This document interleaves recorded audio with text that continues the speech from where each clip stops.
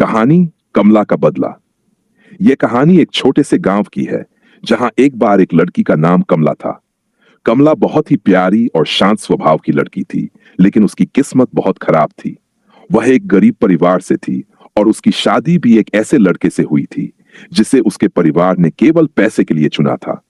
शादी के बाद कमला को अपने पति से कोई प्यार नहीं मिला। पति रोज उसे तंग करता, गालियां देता और उसे अपमानित करता। वह धीरे धीरे टूटने लगी, लेकिन एक दिन कमला का पति उसे मारते हुए घर से निकाल दिया। बिना किसी सहारे के कमला जंगल में चली गई, जहां उसने एक अजनबी औरत से मदद मांगी। लेकिन वह अजनबी औरत एक तंत्र मंत्र करने वाली दुष्ट शक्तियों वाली महिला थी, जिसने कमला को बदला लेने के लिए एक शक्तिशाली काला तंत्र दिया। कमला ने उस तंत्र का इस्तेमाल किया और अपने पति को मौत के घाट उतार दिया। लेकिन तंत्र का असर इतना शक्तिशाली था कि कमला खुद भी उसकी चपेट में आ गई। अब कमला की आत्मा गांव में भटकने लगी। गांव वालों ने उसकी आवाजें सुनी, लेकिन कोई भी उसकी मदद नहीं कर सका।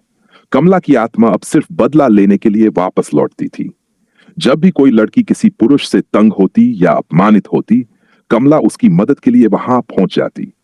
लेकिन अब वह सिर्फ एक विकृत और घृणित रूप में बदल चुकी थी। उसकी आत्मा को शांति नहीं मिल पाई और वह हमेशा बदला लेने की आग में जलती रहती थी। गांव वाले कहते हैं कि रात के अंधेरे में कमला की चीखें सुनाई देती हैं और यदि कोई बुरी नीयत से उसके पास जाता है तो वह उसे अपनी सजा देती है। कहानी का संदेश: कभी भी किसी को तंग मत करो, क्योंकि कमला जैसी आत्माएं कभी भी बदला लेने के लिए तैयार रहती हैं। गांव में कुछ समय बाद धीरे धीरे कमला की कहानी सिर्फ एक किंवदंती बन गई थी, लेकिन कुछ अजीब घटनाएं घटने लगीं। रात के अंधेरे में जब गांव का हर कोई गहरी नींद में सो जाता, तभी गांव के पुराने बड़बूदार पीपल के नीचे किसी के चलने की आवाज सुनाई देती। कुछ लोग कहते कि ये कमला की आत्मा थी जो अपनी अधूरी संतुष्टि की तलाश में भटक रही थी।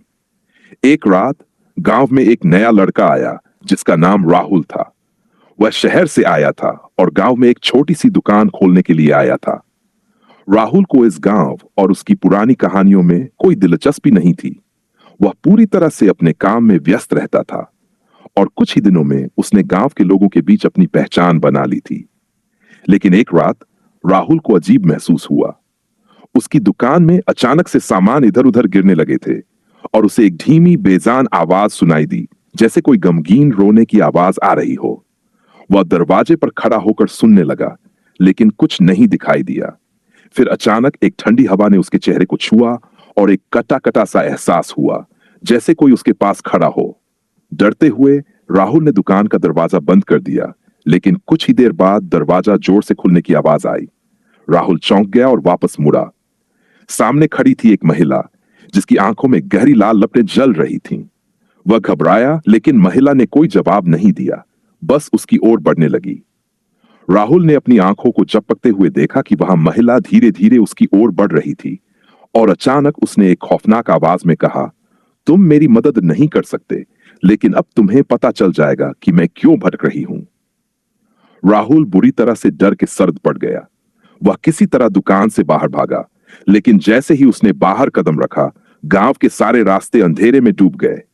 अचानक एक जलती हुई छाया उसकी ओर बढ़ी और उसने राहुल को घेर लिया। राहुल का दिल जोर जोर से धड़कने लगा और उसे ऐसा महसूस हुआ जैसे समय रुक गया हो। तभी एक गहरी आवाज उसके कानों में गूंजने लगी, तुमसे बदला तो नहीं लिया, लेकिन जो भी मेरे रास्ते में आएगा वह कभी नहीं बचेगा।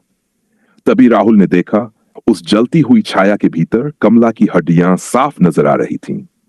उसकी आंखें अब पूरी तरह से लाल हो चुकी थीं और उसकी आत्मा भयंकर रूप में बदल चुकी थी। राहुल ने कांपते हुए कहा, तुम क्या चाहती हो? कमला ने एक खौफनाक हंसी के साथ कहा, अब तुम भी मेरी तरह कभी चैन से नहीं सो पाओगे, और ये सिर्फ शुरुआत है। राहुल ने आंखें बंद की और खुद को बचाने के लिए दौड़ा, लेकिन पीछे से एक भयावह चीख गूंज उठी। वह दौड़ते हुए रुकते रुकते पलट कर देखा और कमला की भयानक छाया उसे घेरने आई थी। अब वह जान चुका था कि वह भी उसी दुख और दर्द का हिस्सा बन चुका था जिसे कमला हमेशा महसूस करती रही थी। वह अंधेरे में खो गया और उसके बाद से कभी भी उसका नाम किसी ने नहीं सुना। अब वह भी एक कहानी बन चुका था जो गांव के बुजुर्गों द्वारा आने वाली पीढ़ियों को डराने के लिए सुनाई जाती थी।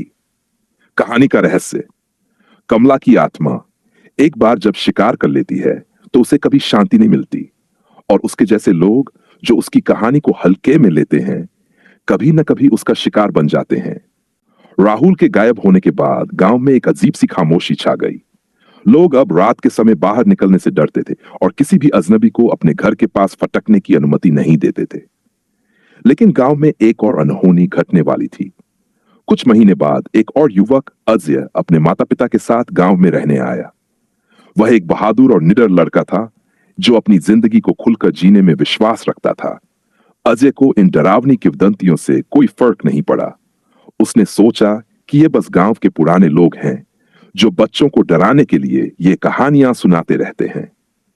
अजय ने गांव के एक छोटे से मंदिर में पूजा करने का निर्णय लिया और वहीं रात बिताने की योजना बनाई, क्योंकि उसे रात में मंदिर में शांति महसूस होती थी।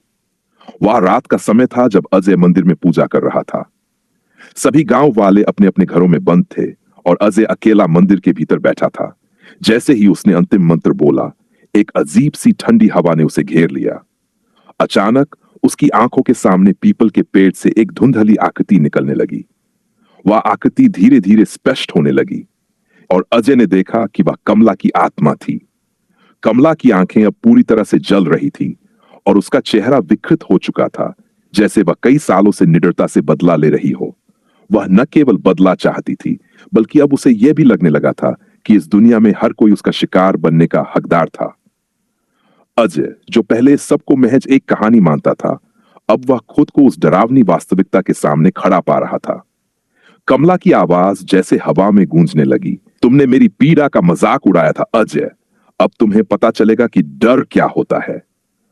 अजय को अचानक एहसास हुआ कि कमला उसे सिर्फ डराने नहीं आई थी, वह उसे अपनी दयनीय हालत का एहसास दिलाना चाहती थी। उसके शरीर से गहरी आवाजें निकलने लगीं और पूरी रात का माहौल एक डरावनी चुप के साथ घिर गया।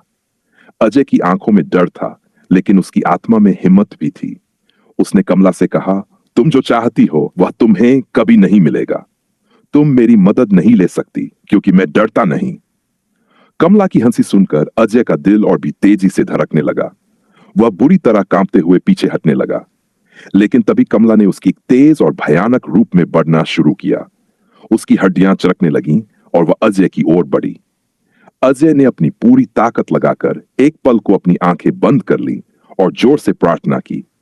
उसने अपने भीतर से वह हिम्मत खोजी जो किसी सामान्य इंसान के पास कभी नहीं होती। वह बिना डर के कमला के सामने खड़ा हो गया और बोला, मैं तुमसे डरने वाला नहीं हूं कमला। तुमने जो भी किया वह तुम्हारा भाग्य था, लेकिन अब मैं तुम्हारे बुरे कार्यों का अंत करूंगा। अचानक एक जोश से भरी रोशनी ने पूरे मंदिर को घेर लिया और कमला की भयानक छाया उसमें डूबने लगी। वह चीखती रही, लेकिन जैसे ही रोशनी तेज हुई, वह पूरी तरह से गायब हो गई। अजय की हिम्मत ने कमला की आत्मा को हराया और मंदिर में चुप छा गई। अगली सुबह जब गांव वाले मंदिर पहुंचे तो उन्होंने अजय को देखा, जो न केवल जिंदा था बल्कि अब वह अपने आत्मविश्वास और साहस से भरा हुआ था। अब गांव में कोई कमला की कहानी नहीं सुनाता था। लोग कहते थे कि अजय ने एक बार फिर साबित किया कि डर से लड़ने वाला व्यक्ति कभी हार नहीं सकता। लेकिन अजय जानता था कि कमला की आत्मा अभी भी कहीं छिपी हुई है और वह फिर कभी उसकी शांति में हस्तक्षेप कर सकती है। कहानी का संदेश: भय, अतीत और आत्माओं से डरना जरूरी नहीं होता। अगर हम उसमें अपनी ताकत और साहस का सामना करते हैं तो अंधेरा कभी जीत नहीं सकता।